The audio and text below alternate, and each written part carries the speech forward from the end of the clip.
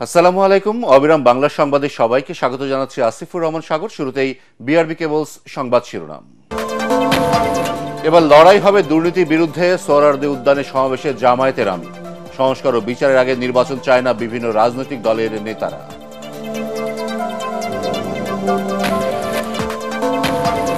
একটি গোষ্ঠী বিশৃঙ্খলা তৈরি করে সরকারের সক্ষমতা নিয়ে প্রশ্ন তোলার চেষ্টা করছে বললেন তারেক রহমান। পরিস্থিতি নিয়ন্ত্রণে সরকারকে সাহসী হওয়ার আহ্বান। কোন রাজনৈতিক দলের পিআরের বিরোধিতায় সংস্কার আটকে থাকবে না। কক্সবাজারে পথসভায় নাহিদ ইসলাম। চকরিয়ার এনসিপির সভামঞ্চ ভাঙচুর। এবং রক্তাক্ত বিপ্লবের আজ 20 জুলাই গণভবনে 14 দলের বৈঠক থেকে আসে দেখা মাত্র গুলির নির্দেশ। সান্ধ্য আইন উপেক্ষা করে রাজপথে নেমে আসে ছাত্র জনতা।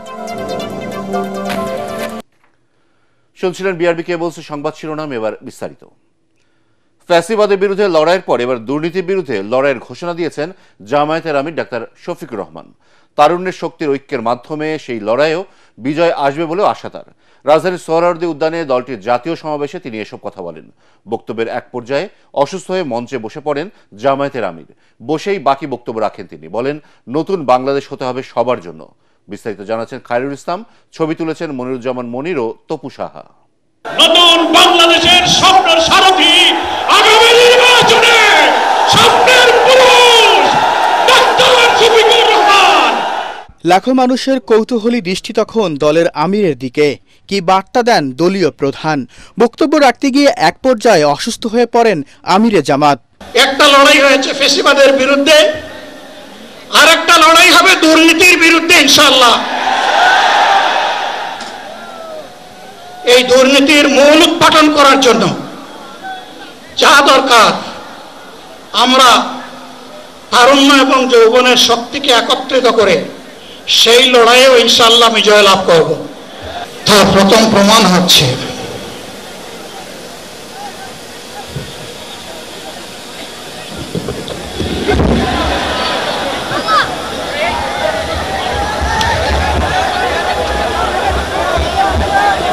আল্লাহ তাআলার শুকরিয়া আদায় করি আবার আপনাদের সামনে দাঁড়াতে পেরেছি। আমি বলেছিলাম দুর্নীতিমুক্ত বাংলাদেশ ইনশাআল্লাহ সবাইকে নিয়ে আমরা গড়ব। আমরা কথা দিচ্ছি, বাংলাদেশ জামায়াত ইসলামী যদি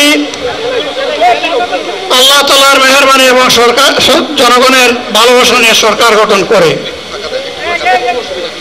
তাহলে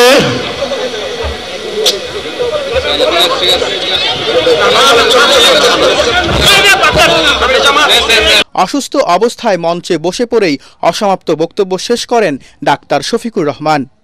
2006 সালের 28 অক্টোবর থেকে শুরু করে পল্টন গণহত্যা, শাপলা গণহত্যা, সারা দেশের গণহত্যা, পিলখানার গণহত্যা, 24-এর গণহত্যা, এই গণহত্যা যারা করেছে তাদের সকলের বিচার বাংলাদেশের মাটিতে নিশ্চিত করতে হবে। তিনি ঘোষণা দেন, জামায়াত দেশ পরিচালনার দায়িত্ব পেলে জনগণের সেবক হিসেবে কাজ করবে। কাজেই নতুন ব্যবস্থায় নতুন বাংলাদেশ গড়ে তোলা হবে ইনশাআল্লাহ।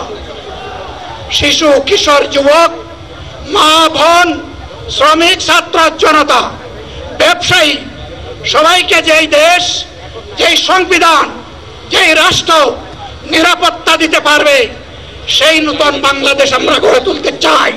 সমাবেশের নির্ধারিত সময় দুপুর 2টা হলেও ভোর থেকেই নেতাকর্মীদের ভিড়ে পরিপূর্ণ সোহরাওয়ার্দী উদ্যান। রাজধানী ছাড়াও সারা দেশ থেকে নেতাকর্মীরা জড়ো হন সোহরাওয়ার্দী উদ্যানে। তিল ধরনের ঠাঁই ছিল না সমাবেশ স্থলে। জাতীয় নির্বাচনকে সুষ্ঠু ও নিরপেক্ষ করার লক্ষ্যে 7 দফা দাবি নিয়ে জামায়াতের এই জাতীয় সমাবেশ, যেখানে অংশ নেন জুলাই গণঅভ্যুত্থানে অংশ নেয়া আহত ও শহীদ পরিবারের সদস্যরাও। জামায়াতের সিনিয়র নেতারা বলেন, মৌলিক সংস্কার ছাড়া জাতীয় নির্বাচন গ্রহণযোগ্য হবে না। সংখ্যানুপাতিক পদ্ধতিতে জাতীয় নির্বাচনের জোরালো দাবি তাদের কণ্ঠে। ডাক্তার শফিকুর রহমানের ডাকে সাড়া দিয়ে জুলাই অভ্যুত্থানের চেতনাকে ধারণ করে আগামী নির্বাচনে দাঁড়িপাল্লার পক্ষে তরুণ প্রজন্মের প্রথম ভোট দাঁড়িপাল্লার পক্ষে হোক। সংস্কার প্রত্যেকেই বলে মানি, কিন্তু মিটিংয়ে বসলে কেউ দেখি মানি না ভাব দেখাচ্ছেন। সমস্যাটা কোথায়? সংস্কার তো সকলের জন্য কল্যাণ। সংসদে আল্লাহর আইন পাশ করে তাহলে অবশ্যই বাংলাদেশে মানুষের ভাগ্যের পরিবর্তন হবে। সমাবেশে ইসলামী আন্দোলন, এনসিপি, কয়েকটি ইসলামিক দল সহ বিভিন্ন রাজনৈতিক দলের নেতারা বক্তব্য রাখেন। 54 বছরের ইতিহাসে এর আগে এত বড় সমাবেশের আয়োজন করেনি বাংলাদেশ জামায়াত ইসলাম। এই সমাবেশের মধ্য দিয়ে নিজেদের শক্তিমত্তা প্রদর্শন ও অপশক্তির বিরুদ্ধে সকল ফ্যাসিবাদ বিরোধী শক্তিকে সাথে নিয়ে নতুন বাংলাদেশ গড়ার প্রত্যয় ব্যক্ত করেন তারা, এবং তারা এও বলেন নতুন বাংলাদেশ গড়ার লক্ষ্যে সকলকে ঐক্যবদ্ধ হওয়া অনেক জরুরি। খায়রুল ইসলাম, এটিএন বাংলা, ঢাকা। রাষ্ট্র কাঠামোর মৌলিক সংস্কার ও জুলাই গণহত্যার বিচারের আগে জাতীয় নির্বাচন দেশবাসীর কাছে গ্রহণযোগ্য হবে না বলে দাবি করেছেন ইসলামী আন্দোলন, এনসিপি সহ বিভিন্ন রাজনৈতিক দলের নেতারা। সোহরাওয়ার্দী উদ্যানে জামায়াত ইসলামী সমাবেশে বিভিন্ন রাজনৈতিক দলের শীর্ষ নেতারা বলেন, সংখ্যানুপাতিক নির্বাচনে বিরোধিতাকারীরা জনগণের বন্ধু হতে পারে না। বিস্তারিত জানাচ্ছেন মাজহারুল হক মুহাজির, ছবি তুলেছেন সজল বর্মন।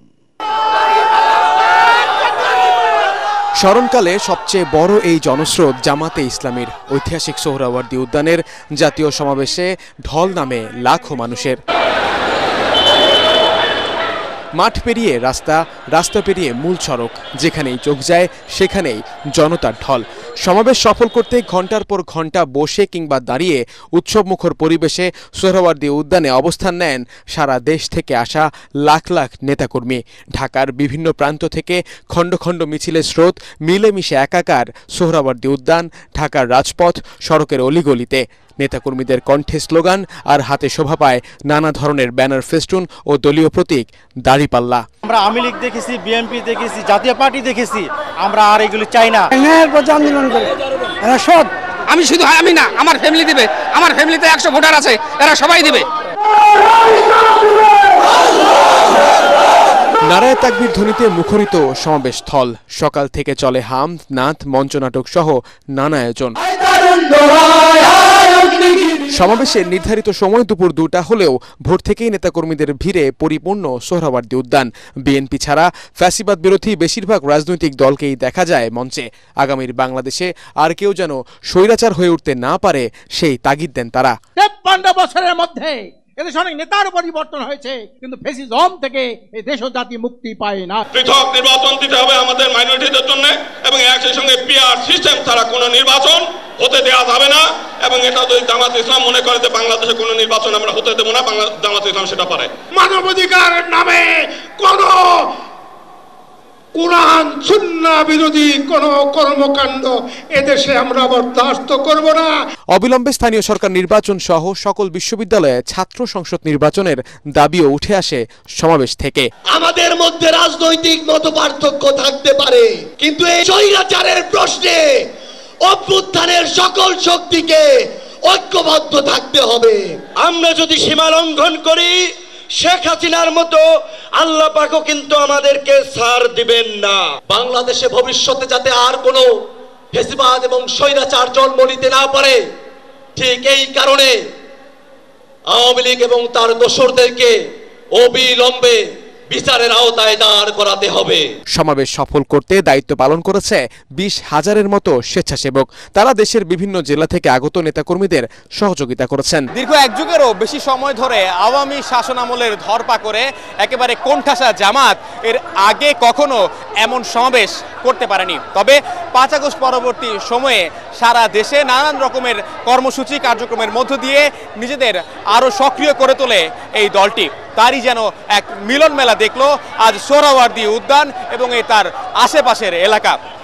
এই জামাতের সমাবেশ থেকে তাদের নেতারা বলছেন এই সমাবেশ বাংলাদেশের রাজনীতির টার্নিং পয়েন্ট। এখন দেখার বিষয় আগামী নির্বাচন এবং রাজনীতিতে কতটা প্রভাব ফেলে বাংলাদেশ জামাত ইসলামী। মাজহারুল হক মুহাজির, এটিএন বাংলা, ঢাকা। এদিকে বিএনপি ভারপ্রাপ্ত চেয়ারম্যান তারেক রহমানের নির্দেশে অসুস্থ জামায়াত ইসলামীর আমির ডাক্তার শফিকুর রহমানকে দেখতে হাসপাতালে যান বিএনপি মহাসচিব মির্জা ফখরুল ইসলাম আলমগীর। তিনি আমিরের জামায়াতের স্বাস্থ্যের খোঁজ খবর নেন। এরপর হাসপাতাল থেকে বের হয়ে মির্জা ফখরুল বলেন, দেশের বর্তমান প্রেক্ষাপটে ডাক্তার শফিকুর রহমানের সুস্থ থাকা জরুরি।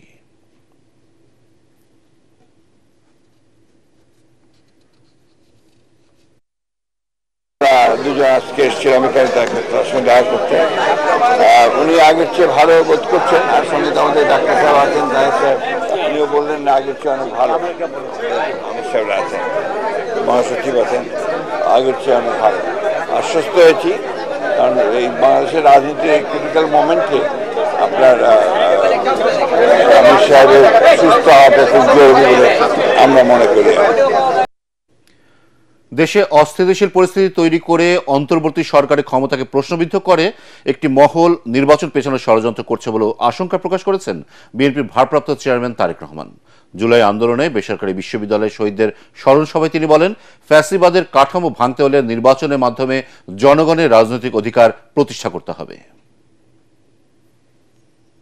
ঘোলা পানিতে মাছ শিকার করার চেষ্টা করা হচ্ছে, আমরা ইনশাল্লাহ এটাকে আমরা রোধ করব।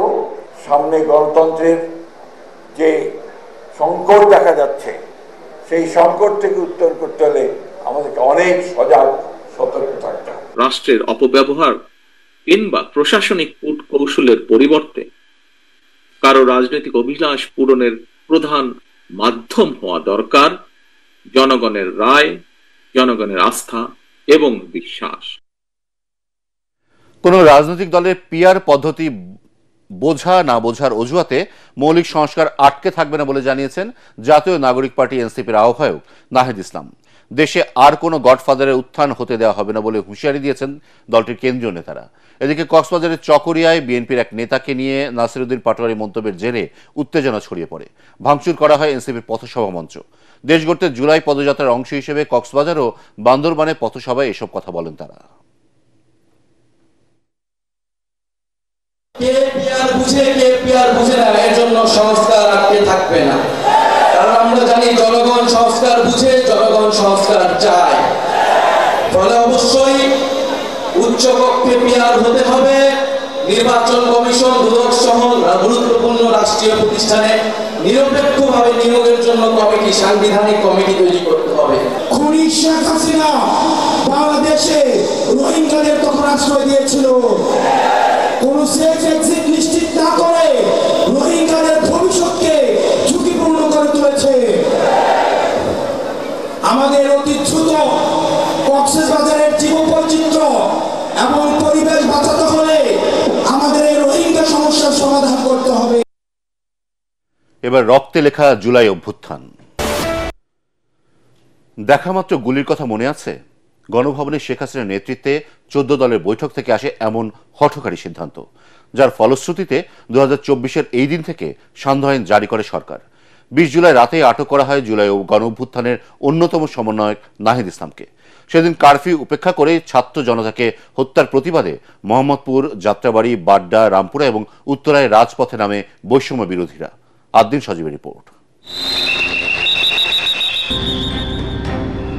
এটা অবশ্যই কারফিউ এবং এখানে শুট এট সাইটও আছে। পুলিশ বা বিজিবির গাড়ি ছিল, তো গাড়িতে ওঠানোর পর আমাকে 3-4 স্তরে কাপড় দিয়ে আমার চোখ বেঁধে দেওয়া হয়, আমাকে হ্যান্ডকাফ করানো হয়। 20 জুলাই 2024, উদ্বেগ উৎকণ্ঠার দিন। মধ্যরাত থেকে সেনা মোতায়েন করা হয়, শুরু হয় কারফিউ।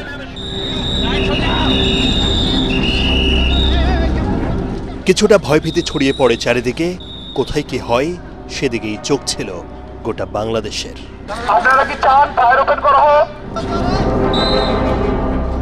তবে আটকে রাখা যায়নি বিক্ষুব্ধ ছাত্র জনতাকে।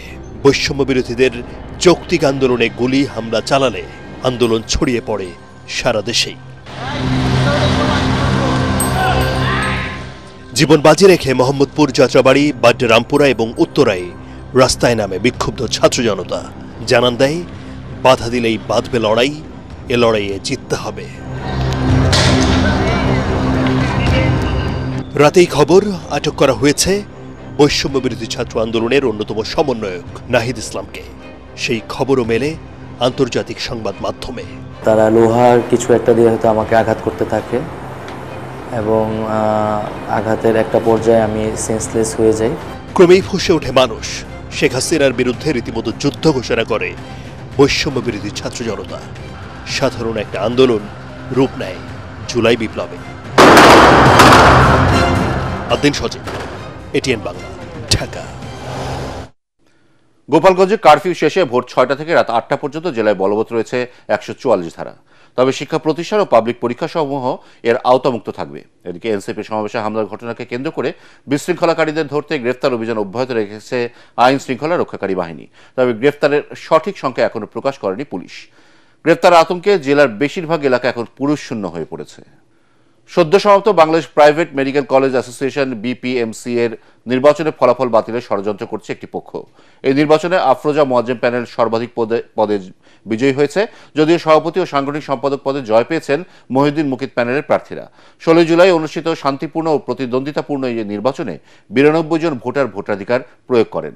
ফলাফল প্রকাশের পর সময় পেরিয়ে যাওয়ার পরেও নিয়ম বহির্ভূতভাবে একটি আপিল গ্রহণ করায় এ নিয়ে বিতর্ক তৈরি হয়েছে, যা ভোটারদের মতামতকে অগ্রাহ্য করার অপচেষ্টা বলে দাবি করা হচ্ছে।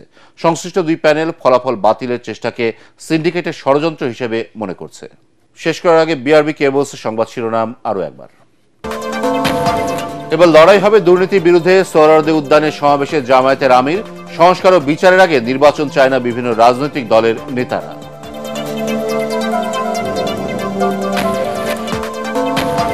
একটি গোষ্ঠী বিশৃঙ্খলা তৈরি করে সরকারের সক্ষমতা নিয়ে প্রশ্ন তোলার চেষ্টা করছে বললেন তারেক রহমান। পরিস্থিতি নিয়ন্ত্রণে সরকারকে সাহসী হওয়ার আহ্বান। কোন রাজনৈতিক দলের পিআরের বিরোধিতায় সংস্কার আটকে থাকবে না। কক্সবাজারের পথসভায় নাহিদ ইসলাম। চকরিয়ার এনসিপির সভামঞ্চ ভাঙচুর। এবং রক্তাক্ত বিপ্লবের আজ 20 জুলাই গণভবনে 14 দলের বৈঠক থেকে আসে দেখা মাত্র গুলির নির্দেশ। সান্ধ্য আইন উপেক্ষা করে রাজপথে নেমে আসে ছাত্র জনতা। পরবর্তী সংবাদ দেখার আমন্ত্রণ জানিয়ে এখনকার মতো শেষ করছে এটিএন বাংলা সংবাদ। ইউটিউবে দেখতে ব্রাউজ করুন youtube/ATN বাংলা।